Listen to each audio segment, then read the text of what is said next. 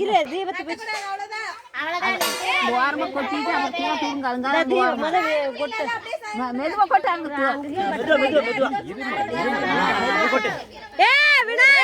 அடுத்த வருஷம் நிறைய பாரு ஒரு நிமிஷம்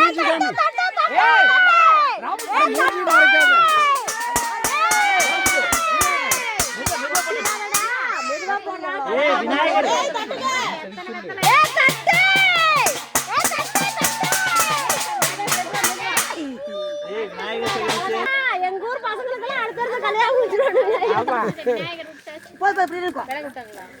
இதே வாங்கி கொடுங்க.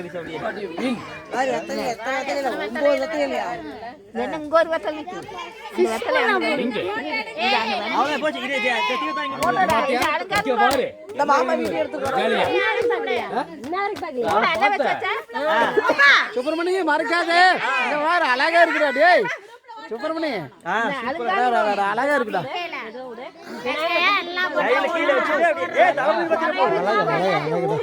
நல்லா வச்சிருவீங்க.